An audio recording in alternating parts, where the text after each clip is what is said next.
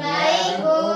Alhamdulillah. Baiklah, sebelum mulai pembelajaran kita pada hari ini, alangkah lebih baiknya kita mulai dengan berdoa. Perencan, silakan pimpin doanya, Chan. Sebelum kita memulai, mari kita berdoa mulai. Doa selesai. Nah, di sini siapa yang tidak hadir? Hadir semua, Bu. Silakan dan Anda simpan semua peralatan yang tidak berhubungan dengan pembelajaran kita hari ini ya. Baik, Bu. Muti, apa kamu sudah siap untuk ikuti pembelajaran kita? Sudah, Bu. Apakah Anda masih ingat mengenai materi suhu dan kalor? Masih, Bu. Apa saja jenis-jenis perpindahan dari kalor? Bu, Silakan ya. jenis-jenis dari perpindahan kalor yaitu ada 3, konduksi, konveksi, sama radiasi, Bu. Wah, benar sekali ya, Rian. Selanjutnya, siapa yang masih ingat apa itu radiasi? Nadila, Bu. Oke, Nadila. Radiasi itu perpindahan kalor atau panas secara langsung, Bu, dari sumber panas ke lingkungannya tanpa melalui medium apapun seperti sinar matahari ke bumi, Bu. Bagus sekali ya, Nadila. Berarti Anda semua masih ingat mengenai materi sebelumnya. Baiklah, silakan Anda perhatikan gambar yang Ibu tampilkan di depan. Nah, dari gambar ini, apakah efek rumah kaca itu sama maksudnya dengan rumah kaca yang ada di depan ini? Sama, Bu. Melalui kegiatan pembelajaran hari ini, nanti kita akan tahu apakah sebenarnya sama efek rumah kaca itu dengan rumah kaca ini. Tujuan pembelajaran kita hari ini adalah mengidentifikasi gas-gas penyusun efek rumah kaca dan juga menelaah bagaimana proses terjadinya efek rumah kaca itu. Dan cakupan materi kita hari ini hanya seputar gas-gas penyusun efek rumah kaca dan proses terjadinya efek rumah kaca. Gas-gas rumah kaca itu merupakan gas-gas yang ada di atmosfer yang menyebabkan terjadinya efek rumah kaca itu sendiri. Gas-gas tersebut sebenarnya dihasilkan secara alami di dalam proses kehidupan kita. Namun, seiring berjalannya waktu, gas-gas rumah kaca juga bertambah akibat dari aktivitas yang dilakukan oleh manusia. Sekarang coba Anda perhatikan video yang Ibu tampilkan di depan ini.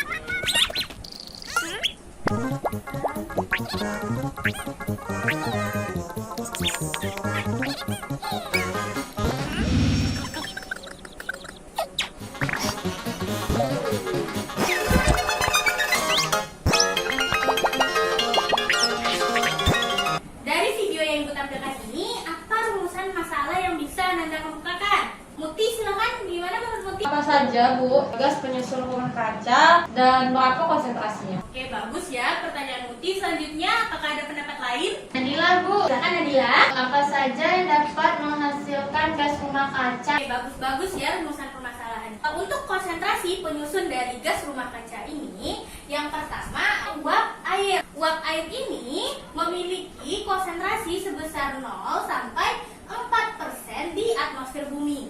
Yang kedua, karbon dioksida. Karbon dioksida ini adalah penyusun terbesar kedua setelah air yang menyusun gas rumah kaca di atmosfer bumi sebesar 0,037% di atmosfer. Yang ketiga, ada gas metana yang memiliki konsentrasi sebesar 0,0002%. Selain itu juga ada nitroksida yaitu 0,00314%. Dan selain dari gas-gas yang banyak ini juga ada HCF dan CFC. Namun konsentrasinya sedikit. Kenapa konsentrasi uap air ini menjadi yang terbesar menyusun gas rumah kaca di atmosfer? Seperti yang kita ketahui bahwa perbandingan antara luas lautan dan juga luas daratan di permukaan bumi adalah 7:3, di mana luas lautan itu sangat luas. Sehingga jika seandainya terjadi penguapan oleh lautan, ada juga danau dan juga sungai, proses itu akan mengantarkan uap air ke atmosfer. Oleh karena itu, penyusun air di atmosfer ada 0 sampai 4%. Nah, untuk selanjutnya, karbon dioksida, metana, nitroksida, HCF, dan silakan Anda diskusikan di dalam kelompok. Nanti sekelompok dengan Rian kelompok 1, Chan dengan Nadila kelompok 2 ya. Ini Ibu akan bagikan LKS-nya. Silakan bekerja berdasarkan penuntun yang ada di LKS-nya dan silakan diskusikan dalam waktu 15 menit. Baik, Nah, bagaimana Muti, Rian? Apakah ada kendala? Tidak. Bagaimana Nadila, Chan? Apa ada kendala? Tidak, Bu. Oke. Waktunya masih ada 5 menit lagi ya. Apakah diskusinya sudah selesai? Sudah, Bu. Sudah, Bu. Silakan tulis hasil diskusinya sesuai format yang rapi seperti yang ada Ibu contohkan di LKS-nya ya. Siapa yang ingin mempresentasikan mempresentasikan hasil diskusinya ke depan. Kelompok 1, Bu. Silakan kelompok 1. Saya akan mempresentasikan hasil diskusi kami dari kelompok 1, yaitu karbon dioksida adalah gas terbanyak kedua. Gas ini timbul dari berbagai proses alami seperti letusan vulkanik, pernapasan hewan dan manusia, dan pembakaran material organik. Karbon dioksida ini dapat berkurang karena diserap tanaman untuk digunakan dalam proses fotosintesis. Selain itu, aktivitas manusia seperti pembakaran bahan bakar fosil di sektor industri, transportasi, deforestasi, dan pertanian juga menghasilkan banyak gas rumah kaca. Gas metana ini dihasilkan oleh proses pertanian dari penggunaan pupuk di pertanian, perubahan tata lahan, tempat pembuangan akhir sampah. Oke, bagus sekali Rian. Terima kasih. Silakan kembali tempat duduknya. Selain apa yang disampaikan oleh Rian, apakah ada pendapat lain dari kelompok 2? Bu, Oke, silakan. ada sedikit tambahan Bu. Gas rumah kaca lainnya seperti itu misalnya HCF, CFC atau DFC itu dihasilkan dari berbagai proses industri atau manufaktur seperti pendingin, AC, dan juga aerosol. Sekalian Anda semuanya, apa yang dijawab oleh kelompok 1 dan juga ditambahkan oleh kelompok 2 itu sudah sangat benar sekali. Beri tepuk tangan dulu untuk kita semua. Jadi itulah gas-gas penyusun dari efek rumah kaca. Selanjutnya kita akan bahas mengenai efek rumah kaca. Efek rumah kaca ini disebabkan oleh gas-gas rumah kaca yang telah kita bahas tadi. Efek rumah kaca itu sebenarnya tidak sepenuhnya sama dengan rumah kaca yang telah Ibu perlihatkan. Kenapa di perkotaan itu gedung-gedungnya itu banyak dilapisi oleh kaca dan juga pada tumbuhan sering digunakan rumah kaca. Kenapa begitu? Ibu, Oke, silakan Muti. karena kalau misalnya itu dilapisi dengan tembok saja, maka panas yang diserap itu kan banyak, Bu. Nah, sehingga orang di dalamnya tidak nyaman, Bu. Namun jika diberi kaca, panas akan tertahan di dalam dan sebagian akan dikeluarkan kembali, Bu. Oke, bagus sekali ya Muti.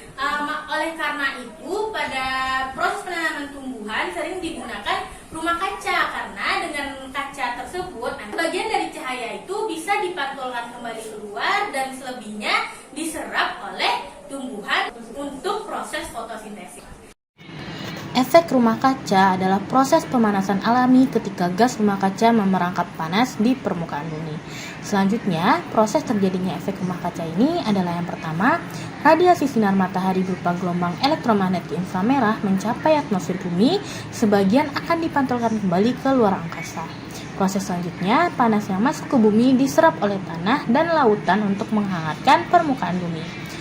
Panas dari bumi kembali terpancar ke angkasa, namun panas yang dipancarkan bumi ini akan terperangkap oleh gas-gas rumah kaca di atmosfer. Hal inilah yang akan menyebabkan suhu di bumi akan tetap hangat. Jika seandainya tidak ada gas rumah kaca ini, apa yang akan terjadi? Bumi kita akan menjadi dingin. Oke, bagus sekali ya Muti. Selanjutnya bagaimana jika gas rumah kaca ini berlebihan atau terlalu banyak di atmosfer? Maka suhu di bumi akan semakin panas. Oke, benar sekali ya.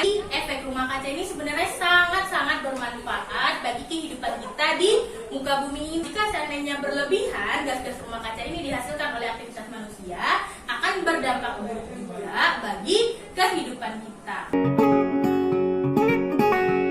Apakah ada yang ingin Anda tanyakan? Tidak Bu. Tidak, Bu. Siapa yang bisa mengambil manfaat dari pembelajaran kita pada hari ini? Bu, Silakan Chan.